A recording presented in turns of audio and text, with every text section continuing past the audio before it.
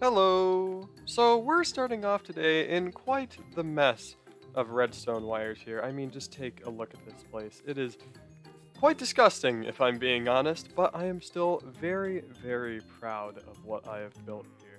Now, you might be wondering, what on earth am I up to now? What's going on here? Well, to tell the truth, my friends, I've had quite the itch to do some redstone contraptions lately. And well, recently I was given the perfect excuse to do so. In my last episode, I set up a little toll booth on the main road of the shopping district, which is not, I repeat, is not a scam in any way whatsoever. But I set it up thinking that, people would be the least bit respectful and, just give me all their money. But no, they saw my toll booth and they just completely disregarded it. They thought it was some kind of joke, which just can't fly, alright? So I got to thinking, what are some ways that I can make the toll booth a little less optional?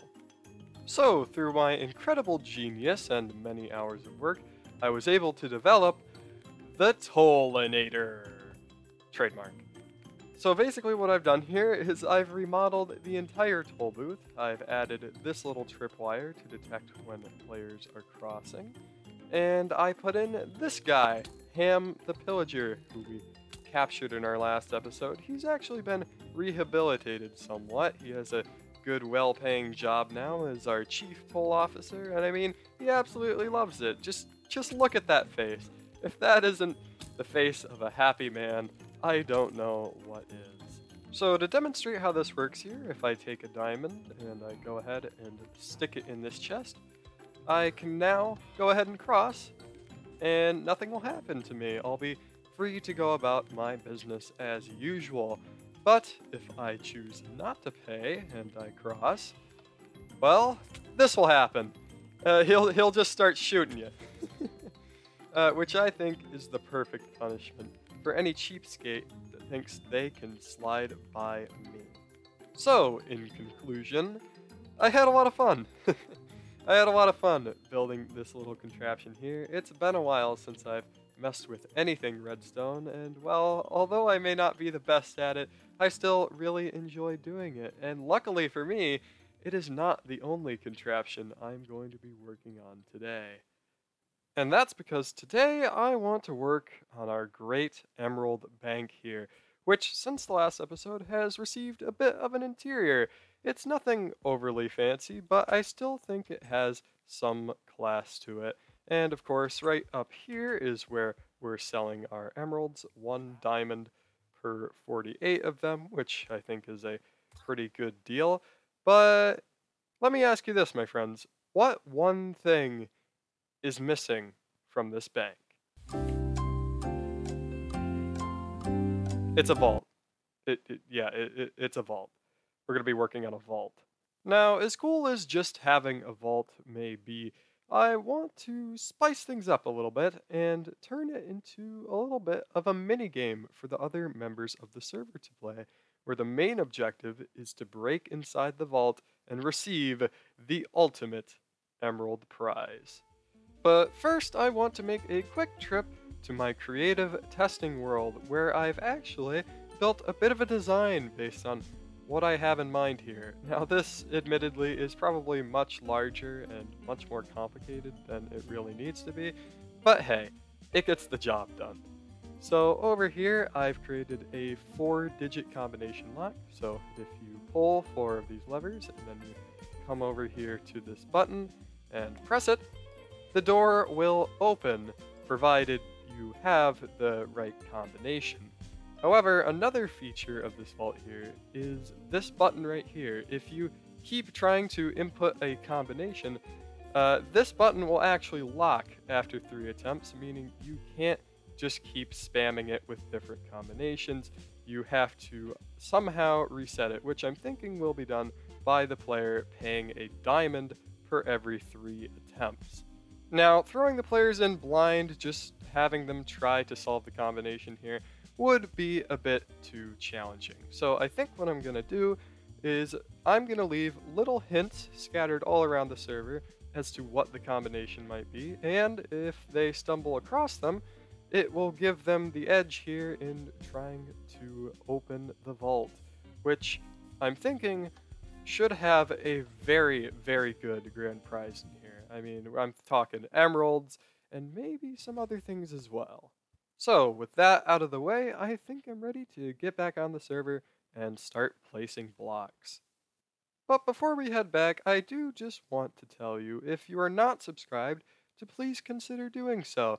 I don't really ask this often, but I have a bit of a goal, you see. I want to try and hit 400 subscribers by the end of 2020. And if I'm able to hit that, I will be very, very happy. So, if you like what you're watching and you want to show your support for my work, please go ahead, subscribe. It's free and you can always change your mind later.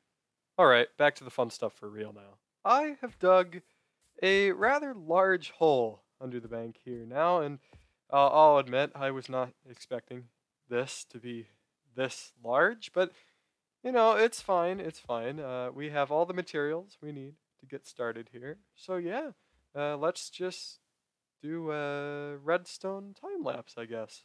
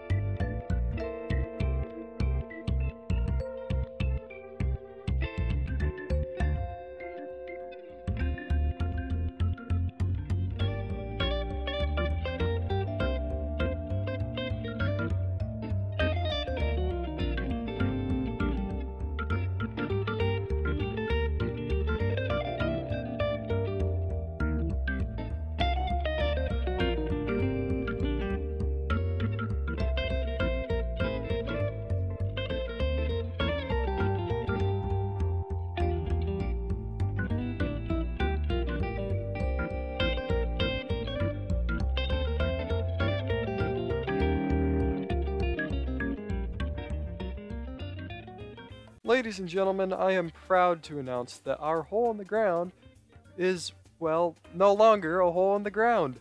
It is now a fully fledged bank vault, which is looking very, very stylish and really secure, I might add. Now, a few things I did after the time lapse here. I added these little concrete blocks for some color coordination here with the number pad, and I also added this little dark oak trim around the place. But I also added this over here. Try again, 1 diamond per 3 attempts. And if I were to put a diamond in that chest, it would fully reset the system, and I would be able to press this button 3 more times. Now, I would show you the redstone behind here, but unfortunately, doing so might reveal the code. So, I, unfortunately, cannot show you, but we still need to fill this vault.